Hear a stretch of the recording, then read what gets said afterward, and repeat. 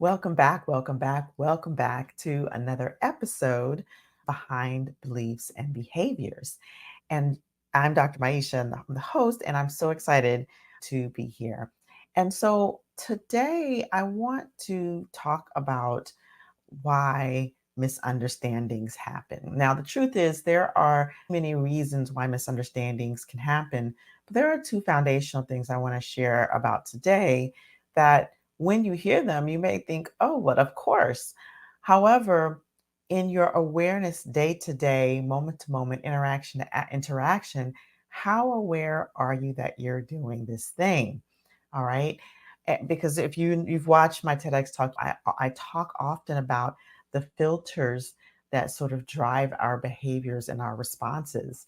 And oftentimes this is happening at the unconscious level. And if you know me, I love to reveal how the unconscious mind is often running the show, even though we think we are consciously running the show.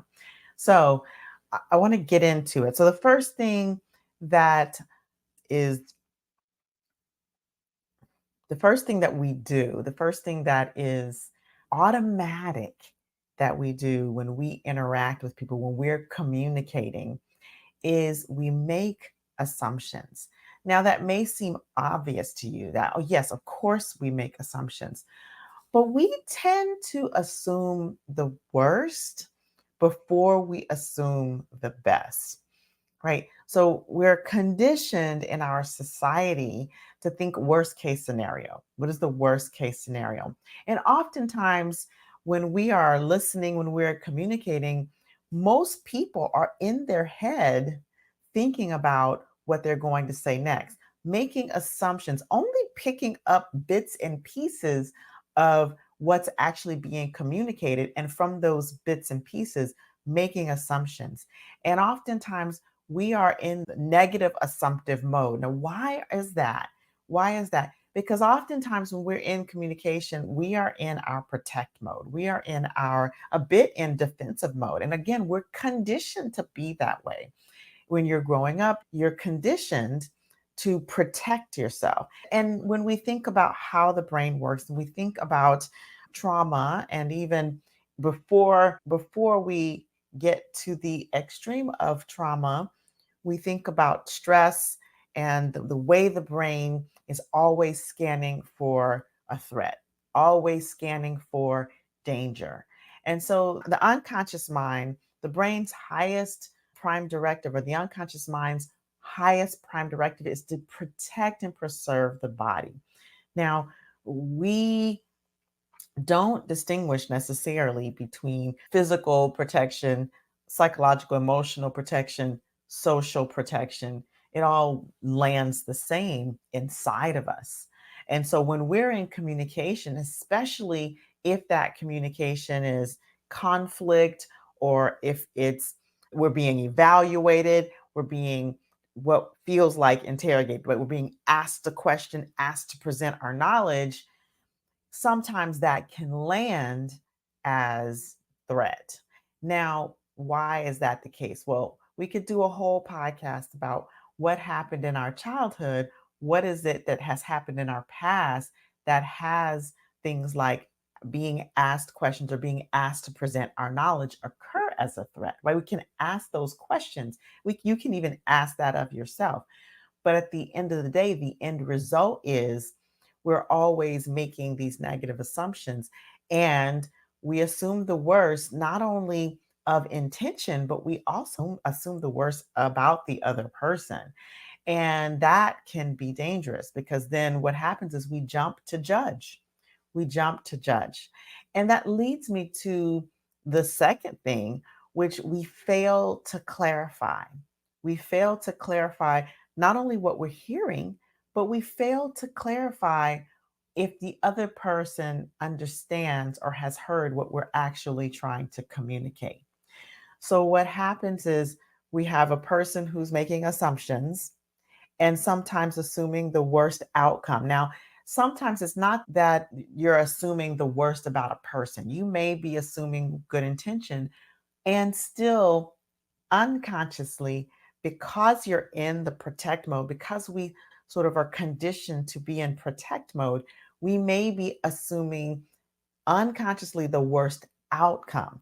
And so that puts us in this defense mode in our communication. And rather than listening, we're in our minds trying to think of what is the response that's going to give us the higher ground, give us the upper hand, give us the most leverage, right? So we're always looking for leverage because we're always in that competitive mode. And that competitive mode is coming really, what's behind that is coming from the protect mode. And what is the protect mode coming from? Well, at the bottom of that is some type of fear, right? What are we afraid we're going to lose? What are we afraid that we're not going to gain? What are we afraid that what are we afraid that we're being threatened by? What part of our personality or our intelligence or our capacity or capability do we feel could be threatened if we don't gain the upper hand, if we don't gain the leverage in the conversation? So we're talking all about communication here, right? This is we're talking very specifically about communication. And this is how people listen and this is how people speak. This is what's behind oftentimes the misunderstanding, the conflict that can come. Because if we are so concerned with gaining the upper hand, if we're so concerned with gaining leverage, if we're so concerned with protecting ourselves, and it's not to say that there's not necessarily a reason. Maybe we've experienced something in the past. Maybe you're in a toxic environment or what occurs or feels like a toxic, stressful environment on an ongoing basis that primes the body for you to be on edge.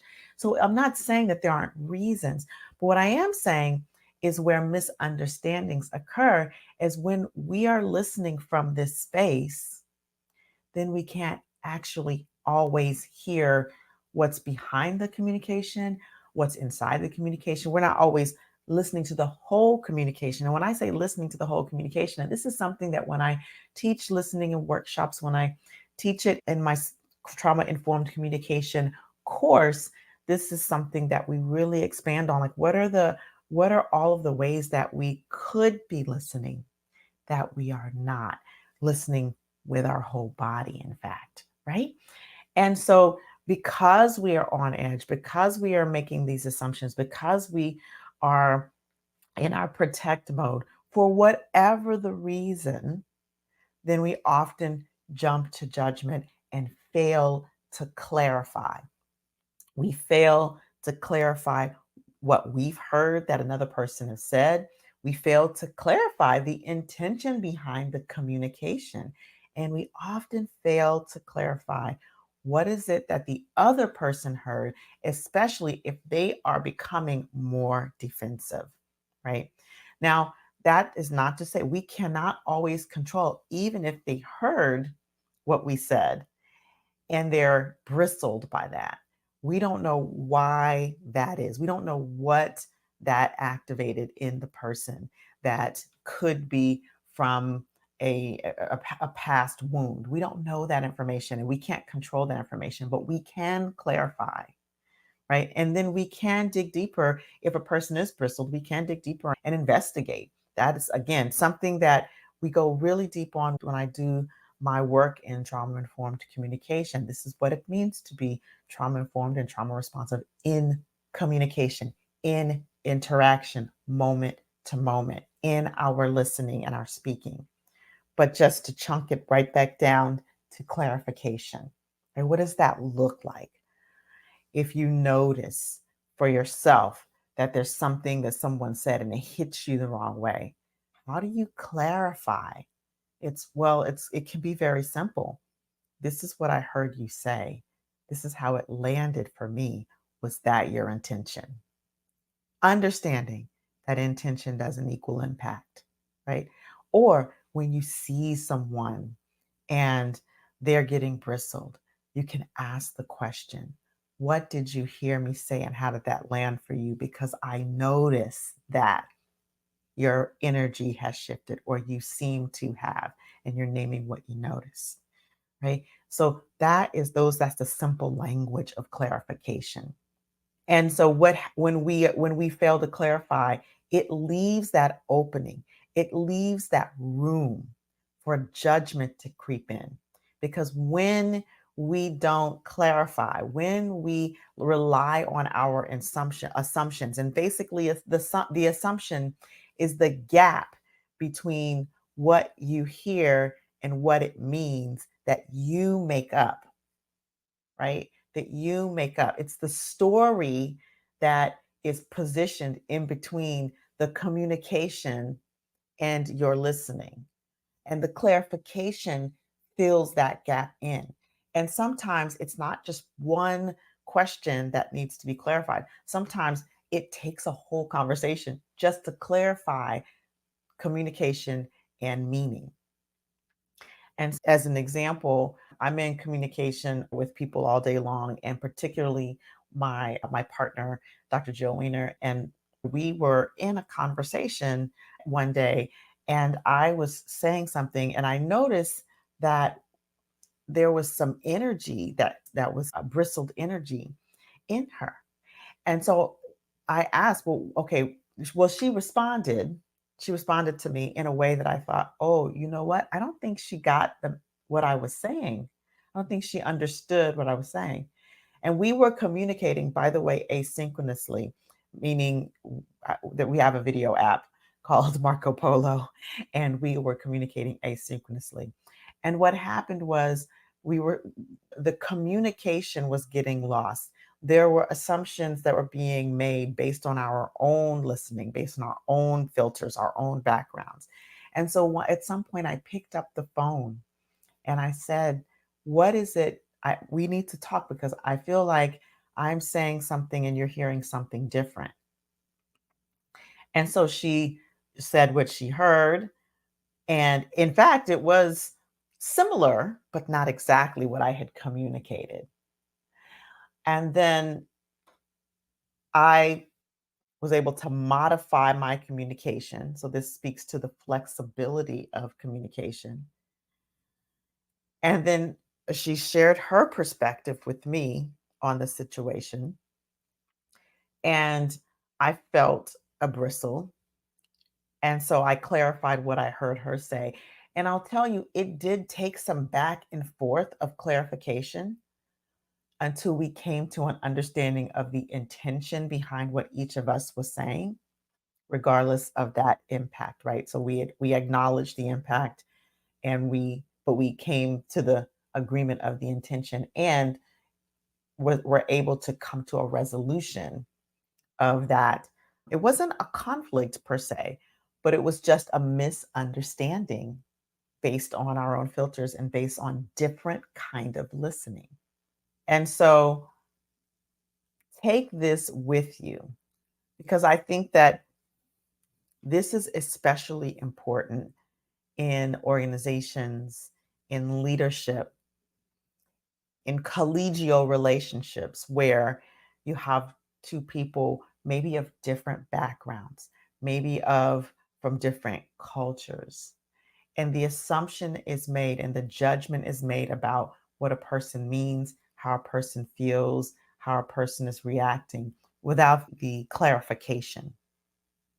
And when we do that, it leads to long term, long standing conflict and misunderstandings.